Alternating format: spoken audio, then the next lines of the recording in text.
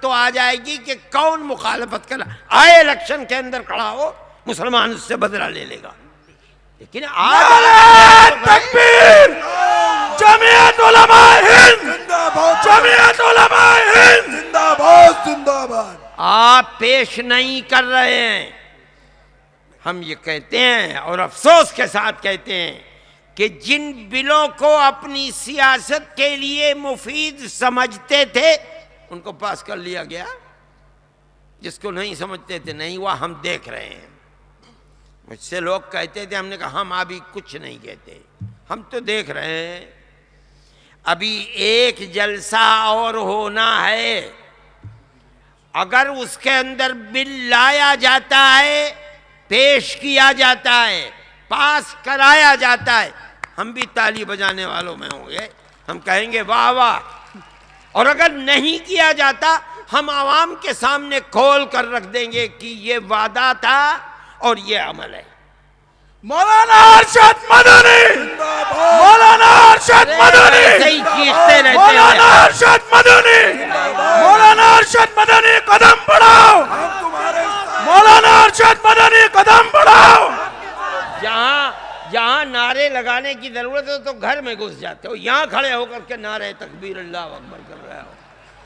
انہیں بیٹھا گویا خواہ مخواہ کی بات ہے. وقت کم ہے مجھے، ویسے ہی تم وقت برباد کرتے ہو. میں یہ کہتا ہوں کہ گورنمنٹ کو کام کرنا چاہیے، بل کو پیش کرنا چاہیے، بل کو پاس کرانا چاہیے تاکہ آپ نے جو وعدہ کیا تھا اس وعدے کو پورا کریں. آج جو پرانی پارٹیاں ہیں، مجھے افسوس ہے، حقیقت یہ ہے کہ کانگریس کو ایسا نہ ہونا چاہیے تھا. میں خود کانگریسی ہوں اس لیے میں کہہ رہا ہوں. لیکن کانگریس بھی وہی ہے، وعدے کیے، وعدے کو پورا نہیں کیا. آپ دیکھ رہے ہیں آج ملک کا حال. ایک شخص آواز اٹھاتا ہے، ایک آدمی تنہا کیجریوال، اور کس طرح آندھی آفت بن کر اٹھتا ہے. جہاں جا رہا ہے ہر طاقت پرانی کمزور ہوتی چلی جا رہی ہے. مودی کو بھی دن میں تارے نظر آنے لگے ہیں. میں یہ کہتا ہوں کیوں؟ آخر سبب کیا ہے؟ ارے بابا 50 سال نہیں 65 سال گزر گئے حکومت کر رہے ہو. آج ایک نیا آدمی جس کا کچھ اتا پتا نہیں کہ کون ہے کیا کرے گا، وہ ایک آدمی آواز اٹھاتا ہے، لگتا ہے کہ ہر آدمی اسی کی طرف کھینچا چلا جا رہا ہے. کیا وجہ ہے؟ اس کا مطلب ہے کہ ملک کے عوام یہ سمجھ کر دیکھ کر کے تم وعدوں کو پورا نہیں کرتے، چھوڑ کر ایک نئی آواز کے پیچھے دوڑ رہے. انہیں کچھ پتا نہیں کہ یہ آواز دینے والا جا رہا ہے جنت میں جہنم میں، کچھ پتا نہیں ان کو ہے. کون آدمی کرے گا کیا کل کو بیٹھ کر کے، کسی کو کچھ پتا نہیں. مگر ایک آواز ہے، ایک ہو ہے، ساری دنیا اس کے پیچھے چلی جا رہی ہے. بھئی کیوں جا رہے ہو، کدھر جا رہے ہیں، کچھ پتا نہیں. کوئی کردار نہیں، کوئی زندگی نہیں. کیا کرے گا، کیسا آدمی ہے، اس کی پارٹی کیسی ہے، اس کے ساتھ لوگ کسی کو کچھ پتہ نہیں. لیکن یہ انجام ہے جو میں کہہ رہا ہوں. اگر آپ کی پالیسی، آپ کا عمل اقلیت اور اکثریت کے ساتھ عدل و انصاف کا ہوتا اور آپ دستور میں دیے گئے حق کو دانت سے پکڑ لیتے اور دیتے، کبھی یہ نوبت نہیں آ سکتی تھی. میں کہتا ہوں یہ خدا کی طرف سے نحوست ہے کہ جس اکثریت کے ڈر سے اقلیت کو حق نہیں دیتے تھے، آج نہ وہ اکثریت ساتھ ہے نہ وہ اقلیت ساتھ ہے. میرے بھائی یہ افسوس کی چیز ہے، یہ خراب چیز ہے. حکومتوں کو اپنی زندگی کو سیدھے راستے پر چلانا چاہیے. نہیں تو حکومتیں بنتی بھی ہیں، حکومتیں بگڑتی بھی ہیں. عوام کے ہاتھ میں وہ طاقت ہے جو طاقت ایٹم بم سے زیادہ بڑی طاقت ہے. کیوں؟ اس لیے کہ عوام کی طاقت حکومتوں کو ایٹم بم تو حکومت بناتی ہے، آئے گی بنے گا، نہیں آئے گی نہیں بنے گی۔ میرے بھائی یہ ایک مسئلہ ہے، ہم اس مسئلے کے خلاف آواز اٹھاتے ہیں، ہم دیکھ رہے ہیں، سن رہے ہیں، حالات کا مطالعہ کر رہے ہیں، کدھر چل رہا ہے، کہاں ہے انسداد فرقہ وارانہ فساد بل۔ اگر بنے گا بہت اچھی بات ہے، نہیں بنے گا تو ملک کے عوام خود فیصلہ کریں گے کہ کیا کرنا چاہیے اور کدھر ان کو اپنا رخ بنانا چاہیے۔ میرے بھائی یہی حال دوسری چیز کا ہے کہ ریزرویشن دیا جائے۔ ہم یہ کہتے ہیں کہ ریزرویشن کی مسلمان کو کوئی ضرورت نہیں، ضرورت اگر پڑی ہے تو ان کو دستوری حق نہ ملنے کی وجہ سے پڑی ہے۔ گورنمنٹ کہتی ہے کہ ریزرویشن مسلم کے نام پر، مذہب کے نام پر نہیں دیا جا سکتا۔ میں کہتا ہوں کہ ترمیم کرو، دستور ہندوستان کا کوئی خدائی کتاب نہیں ہے کہ بندے اس میں ترمیم نہیں کر سکتے۔ ارے بھئی ہمارا ہی بنایا ہوا دستور ہے، آج سن 47 سے لے کر آج تک آپ دستور میں 18-19 دفعے ترمیم کر چکے ہیں۔ ایک ترمیم مسلمان کے لیے بھی کر دیجئے، کوئی ترمیم آپ نے مسلمان کے لیے نہیں کی۔ یہ 15, 20, 25 کروڑ کی آبادی اس ملک کے اندر، آپ بتائیے کہ آپ نے اس کے لیے کیا ترمیم کی ہے؟ ارے بھائی ایک ترمیم کر دیجئے، آپ نہیں ترمیم کرتے اور اس بنیاد پر آپ ان کو ان کا حق نہیں دیتے تو مسلمان کی ذہنیت تبدیل نہیں ہوگی تو کیا ہوگا بتائیے؟ جب فرقہ پرست طاقتیں مسلمانوں کی دکانوں کو آگ لگاتی ہیں، یہ سمجھ کر نہیں کہ یہ کون اپر کلاس کی دکان ہے اور کون تھرڈ کلاس آدمی کی دکان ہے، مسلمان کی دکان ہے، جلا دو، لوٹ لو، مار دو، قتل کر دو، گھر میں آگ لگا دو۔ مسلمان کی بربادی تو ہے مذہب کی بنیاد پر، آپ مسلمان کو ریزرویشن مذہب کی بنیاد پر نہیں دے سکتے، اس کے لیے آپ کو اپر کلاس اور لوور کلاس، کیوں؟ دستور ہے۔ ارے بھائی دستور ہے، جب آپ ترمیم کرتے ہو دستور کے اندر تو ایک دفعہ ترمیم کر دو، کیوں نہیں ترمیم کرتے؟ مگر ترمیم کرنے کے لیے تیار نہیں ہیں، کیوں؟ اس لیے کہ اکثریت اور فرقہ پرست طاقتیں ناراض ہو جائیں گے۔ میرے بھائی جب میں نے اس مسئلے کو بہت اٹھایا، انسداد فرقہ وارانہ فساد کو، تو میرے پاس توگڑیا ڈاکٹر جو ہیں RSS اور BJP کے صدر تھے، ان کا میرے پاس خط آیا اور انہوں نے کہا کہ ہم اس بل کو پاس ہونے نہیں دیں گے۔ دیکھیے کیا طاقت ہے، ایسا معلوم ہوتا ہے جیسے اللہ ہیں، نہ انہیں کبھی موت آئے گی نہ انہیں کبھی ڈیفیٹ ہوگی۔ ہم اس بل کو پاس نہیں ہونے دیں گے، ہم اس کے خلاف رائے عامہ کو بنائیں گے اور نتیجہ یہ ہوگا کہ یہ بل پاس نہیں ہوگا۔ ہمیں تو اس سے کوئی بحث نہیں بھائی، ہمارا کام تو کوشش کرنا ہے، خدائی طاقت ہے ہمارا ماننا اور ہمارا ایمان ہے، ہمارا کام محنت کرنا، کوشش کرنا ہے، اخلاص نیت کے ساتھ ہم وہ کوشش کر رہے ہیں اور جب تک رہیں گے کوشش کرتے رہیں گے۔ کامیابی ہوتی ہے نہیں ہوتی یہ اللہ کے قبضہ قدرت کے اندر ہے۔ ہمارا یہ مطالبہ ہے کہ ریزرویشن دیجئے۔ ریزرویشن کی باتیں بھی مختلف لوگ کرتے رہے ہیں، سماجوادی پارٹی نے بھی کی تھی، انہوں نے تو حد ہی کر دیا، انہوں نے کہا ہم 18% ریزرویشن دیں گے۔ اچھا وہ 18 ہماری سمجھ میں اللہ میاں یہ 18% ریزرویشن کا، میں نے کہا نیتا جی در بھائی وہ 18% ریزرویشن وہ تو 4% کے اوپر وہ سپریم کورٹ میں چلے جاتے ہیں، میں نے کہا تو 18% کا کیا ہوگا، خاموش ہو گئے۔ لیکن میری اکلیش سے بات چلی ایک اور چیز کے اندر، اور اس نے اس کو مانا جو میں کہ اگر وہ بھی کر دیا انہوں نے تو میں یہ سمجھوں گا کہ وہ جو وعدہ کیا تھا وہ اس طرح تو پورا نہیں کیا مگر یہ کہ دوسری طرح پورا ہو گیا. میں ان کی بدھائی دوں گا اگر انہوں نے کر دیا. لیکن میں دیکھ رہا ہوں میرے بھائی ہمارا کام سیاست نہیں ہے. جمعیت علماء ہند کوئی سیاسی جماعت نہیں ہے. ہمیں پارلیمنٹ اور اسمبلی کی سیاست سے ایک ناخن کے برابر بھی کچھ نہیں لینا ہے. ہم خدا کو گواہ بنا کر کہتے ہیں اللہ کی قسم کھا کر کے کہ نہ ہمیں دلچسپی ہے پارلیمنٹ سے نہ راج سبھا سے نہ لوک سبھا سے نہ اسمبلی سے نہ چیئرمینی کی ممبرشپ سے. ہمارا یہ کام نہیں ہے. جمعیت علماء ہند تو ایک خدمت کرنے والی جماعت ہے. ہم خدمت کرتے رہے ہیں کر رہے ہیں اور ہم خدمت کرتے رہیں گے. اور ہم سمجھتے ہیں کہ جمعیت علماء کے ہر کینڈیڈیٹ کو ہر ممبر کو خدمت کرتے رہنا چاہیے اور اس کا پریشر ڈالنا چاہیے.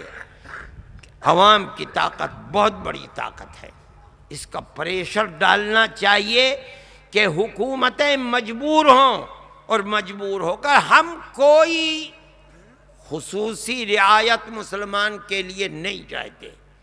ہمارا تو یہ ہے کہ جو دستوری حق ہے مسلمان کا آپ وہ دستوری حق مسلمان کو دیجیے اور کچھ نہیں چاہتے. مگر میرے بھائی میں تو میرا تو دل دکھا ہوا ہے. سچ کہتا ہوں میں تو پریشان ہوں. میں ہر ایک کو نہیں کہتا ہوں. دیکھو میں یہ کہتا ہوں کہ مسلمان کو اپنی طاقت کا استعمال کرنا یہ بہت بڑی چیز ہے. ملک کے نظام کے اندر سیکولرزم ہے اسی لیے الیکشن آپ کرتے ہیں اور الیکشن میں جس کو جی چاہتے ہیں بیٹھال دیتے ہیں اور جس کو جی چاہتے ہیں اتار کر بیک بینی اور دو گوش باہر کر دیتے ہیں.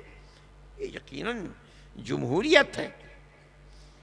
میں کہتا ہوں اگر خدا نخواستہ بی جے پی اور آر ایس ایس تنہا ملک کے اوپر قابض ہو گئیں. ایک تو ہے کہ 10-5 پارٹیوں کو جوڑ کر حکومت کرنا. ایک ہے تنہا خدا نخواستہ اگر حکومت کریں گے یاد رکھیے گا سب سے پہلے مسلمان سے ووٹ کی طاقت کو چھینا جائے گا. پھر اس کے بعد کیا انجام ہوگا اس کو آپ تصور نہیں کر سکتے. اس لیے یہ ضروری ہے کہ مسلمان کو جٹ کر میں کہتا ہوں تنہا مسلمان نہیں وہ ہندو جو فرقہ پرست ذہنیت نہیں رکھتا ہے اقلیت اور اکثریت کو مل کر اس ملک کو تباہی سے بچانے کے لیے اس ملک کے اندر سیکولرزم کو مضبوط کرنا چاہیے. آپ حضرات پورے صوبے سے آئیں. میں جمعیت علماء کے ہر ممبر کو جماعت کی طرف سے یہ پیغام دیتا ہوں کہ یہ وقت آر پار کی لڑائی کا وقت ہے. یا تو اس ملک کی جڑوں کو مضبوط ہونا ہے یا اس ملک کی جڑوں کو نکل کر باہر آ جانا ہے. امن و امان کو ختم ہونا ہے.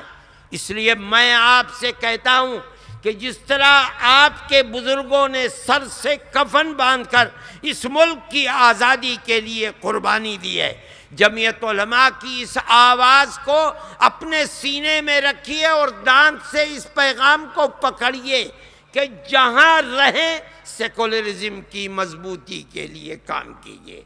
اور وہ طاقت جو فرقہ پرست طاقتیں ہیں اور پورا میڈیا ان کا بکا ہوا ہے چاہے الیکٹرانک میڈیا ہو چاہے پریس میڈیا ہو آپ کو اس کی پرواہ نہ کرتے ہوئے آپ جہاں رہیں آپ اس ملک کی بقا اور تحفظ کے لیے اپنے بزرگوں کے قدم بقدم چلتے ہوئے سیکولر طاقتوں کا ساتھ دیں اور انہیں آگے بڑھائیں، فرقہ پرست طاقتوں کو پیچھے دھکیلیں۔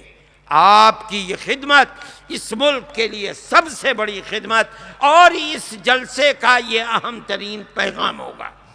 میرے بھائی، مولانا سید ارشد مدنی قدم بڑھاؤ، مولانا سید ارشد مدنی قدم بڑھاؤ، مولانا سید ارشد مدنی قدم بڑھاؤ۔ جمعیت علماء ہند، جمعیت علماء ہند۔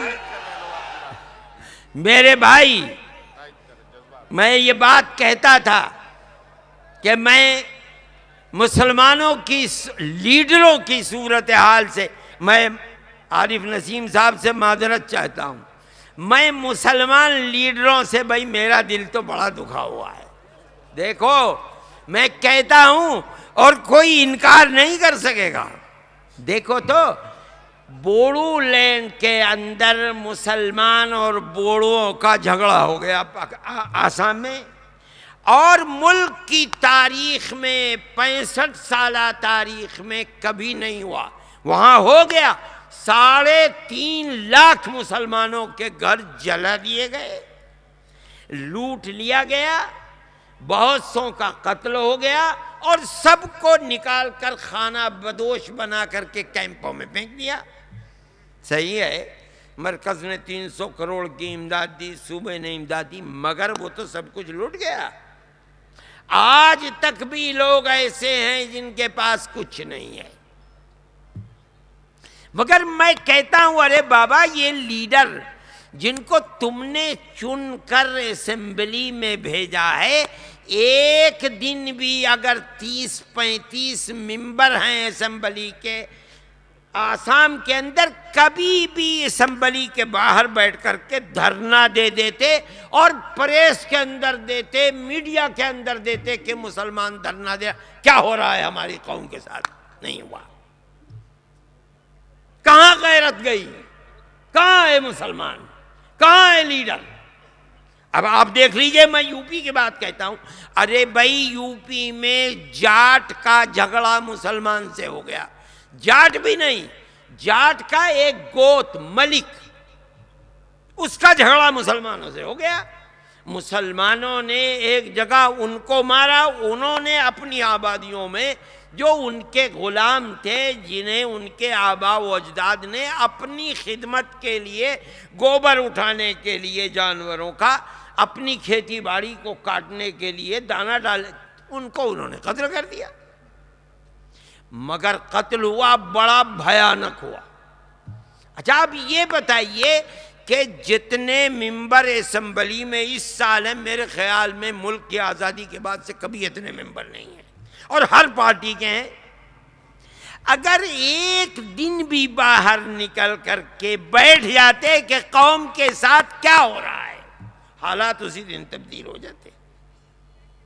اچھا اتنے وزیر ہیں علاوہ ایک اعظم خان کے، وہ تو بولے کچھ، کوئی وزیر ایسا نہیں ہے۔ ایسی تو مثالیں ہیں کہ ٹیلی فون بند کر کے ان 3-4 دنوں کے اندر گھر بیٹھ گئے، کسی کا ٹیلی فون ہی نہیں اٹھاتے، مگر کچھ کر دیں۔ تو میرے بھائی، میں عارف نسیم صاحب کا تو میں قائل ہوں، یہ تو کرتے رہتے ہیں کام۔ مجھے اگر کوئی ضرورت ہوتی ہے مسلمانوں کا مسئلہ ہے، میں ان کو فون کرتا ہوں، اور دن ہو یا رات ہو یہ میرے فون کو اٹھاتے ہیں اور جو کام ہوتا ہے وہ کرتے ہیں۔ لیکن میرے بھائی، میں عام طریقے سے تو بہت مایوس ہوں، اور میں کہتا ہوں، سچ کہتا ہوں، اور کسی میں دم خم ہو تو میری اس بات کا جواب دے دے۔ ملک کے اندر حالات عجیب و غریب ہیں، اور حالات یہ اسی طرح ہیں، ان کو کام کرنے کے لیے کھلی چھوٹ نہیں ہے۔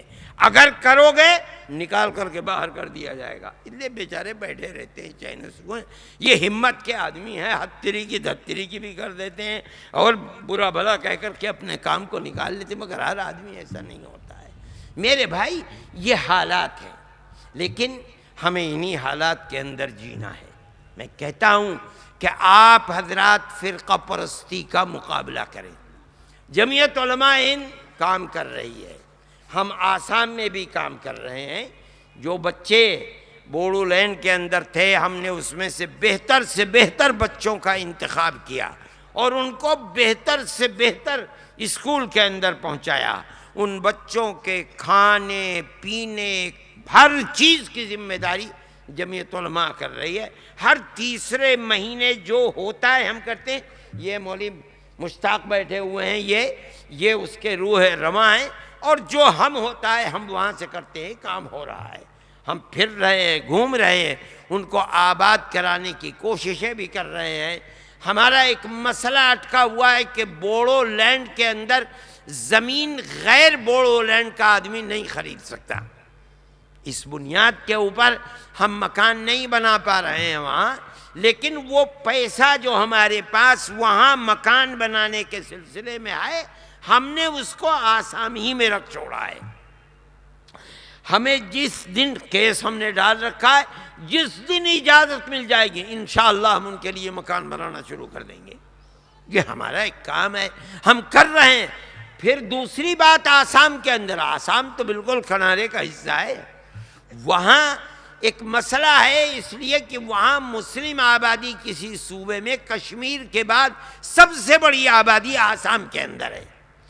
وہاں کی فرقہ پرست طاقتوں نے وہاں کی انتظامیہ سے مل کر ایک کام کر لیا ہے کہ راستہ چلتے ہوئے جس آدمی پر ڈاؤٹ فل ہو کہ یہ بنگلہ دیشی ہے، اس کا ہاتھ پکڑا اور کہہ دیا کہ یہ بنگلہ دیشی ہے۔ اب اس کا نام، اسے کوئی کہنے کی ضرورت نہیں، پولیس اس کو پکڑے گی، لے جا کر کے جیل جو کیمپ ہیں اس کو، اس کے بچوں کو، اس کی بیوی کو، کسی کو زنانہ کیمپ کے اندر، بچوں کو بچوں کے کیمپ کے اندر، شوہر کو مردوں کے الگ الگ کر دیا۔ اس میں ہندو بھی ہیں، مسلمان بھی ہیں، بنگالی ہندو بھی ہیں۔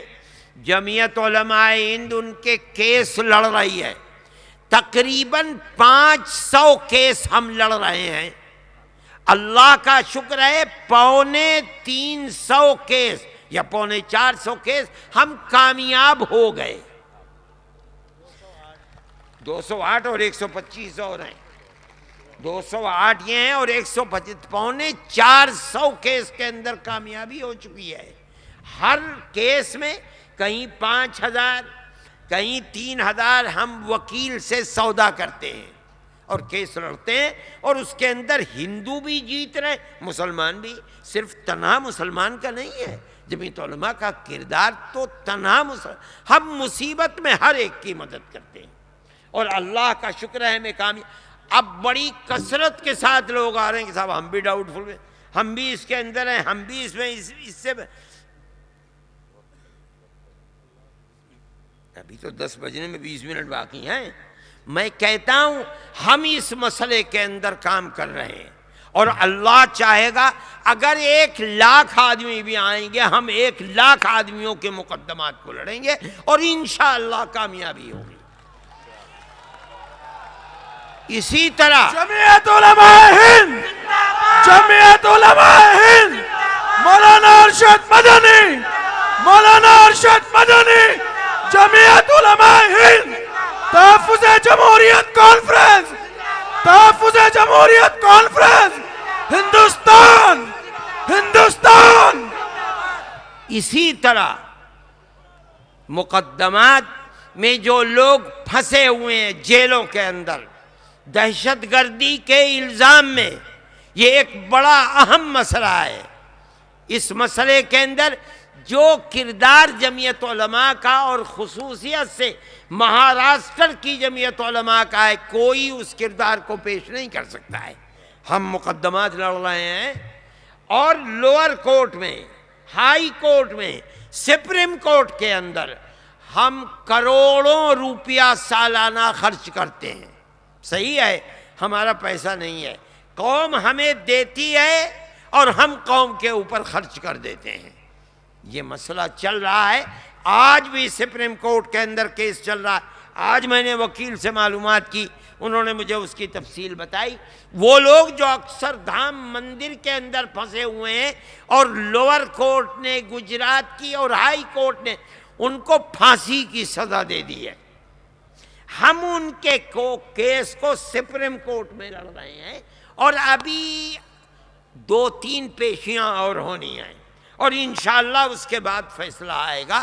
ہم تو کوئی بات نہیں کہتے، اللہ سے دعا ہی کرتے ہیں کہ اے اللہ ان مظلوموں کی امداد فرما۔ ہمارا ماننا یہ ہے کہ وہ بالکل بری ہیں، ان کا کیس نہیں بنتا۔ جس نے تفتیش کی تھی، اللہ کا کرنا یہ ہوا کہ وہ خود ایک قتل کے کیس کے اندر جیل میں بند ہے۔ پھر اور مصیبت یہ پڑی کہ ایک ہی جوان بیٹا تھا، وہ بھی مر گیا۔ وہ ان کے ساتھ اٹھتا بیٹھتا ہے، جیل کے اندر رہتا ہے، احمد آباد کی جیل کے اندر، اور کہتا ہے کہ میرے اوپر مصیبت تم ہی لوگوں کی وجہ سے آئی ہے۔ میرے بھائی، جمعیت علماء ہند اس کے لیے کام کر رہی ہے اور برابر کرتی رہے گی انشاءاللہ۔ اور ہم اس چیز کو کہتے ہیں، اور آپ سے ہم نے جو پیغام دیا ہے، ہم یہ مانتے ہیں کہ آپ اس پیغام کو آگے بڑھائیں گے۔ آپ پوری طاقت خرچ کریں کہ سیکولر پارٹیوں کو آگے لے کر آئیں، سیکولرزم کی بنیاد کو مضبوط کرنے کے لیے کام کریں 2 طریقے پر۔ ایک تو خراب بات یہ ہے کہ کسی کا ووٹ جائے فرقہ پرست پارٹی کو، اس سے زیادہ خراب بات یہ ہے کہ آپ اپنے ووٹ کو منتشر کر دیں، یہ بھی فرقہ پرستی کی تائید ہے۔ ایسا نہیں ہونا چاہیے۔ آپ جہاں رہیں ہندو اور مسلم میں کام کر کے ان کو اس پر تیار کریں کہ متحد ہو کر کے فرقہ پرستی کی بنیاد کو کھوکھلا کرنے کے لیے آپ آگے بڑھیں، اور سیکولرزم کی تائید کرنے کے لیے کمر بستہ ہوں، اگرچہ ملک کے حالات بدل رہے ہیں۔ اور نریندر مودی، RSS اور BJP کے پیروں کے نیچے سے زمین نکالنے کے لیے اللہ نے کیجریوال کو اٹھا کر بھیجا ہے۔ یہ صحیح ہے، لیکن اس کے ساتھ ساتھ آپ کو بھی ہوش سے کام لینا چاہیے، اور اپنے جڑوں کو مضبوط کرنے کے لیے، ملک میں امن و امان کو پیدا کرنے کے لیے، اور سیکولرزم کی جڑوں کو مضبوط کرنے کے لیے، فرقہ پرست طاقتوں کے منہ کو کالا کرنے کے لیے آپ کام کریں، اور کمر بستہ ہو کر کام کریں۔ ہمارا یہی پیغام ہے جمعیت علماء کا۔ دوسری بات یہ ہے کہ میرے بھائی، میں کہتا ہوں اور قوت کے ساتھ کہتا ہوں کہ جس طرح آگ کو آگ سے نہیں بجھایا جا سکتا، اسی طرح یاد رکھو فرقہ پرستی کو فرقہ پرستی سے نہیں مات کیا جا سکتا۔ اگر فرقہ پرستی کی مخالفت کرنی ہے تو پیار و محبت کے دیے جلانے ہوں گے۔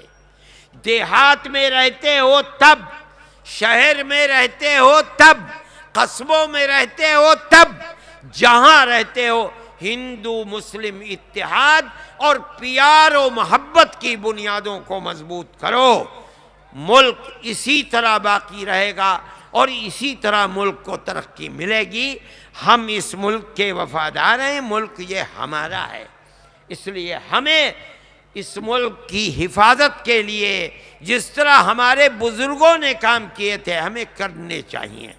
اللہ تعالی آپ حضرات کی یہاں حاضری کو قبول فرمائے، اور اس جلسے کو اپنے انجام اور مقاصد کے اعتبار سے اللہ کامیابی عطا فرمائے، اور شرور و فتن سے محفوظ و مامون فرمائے۔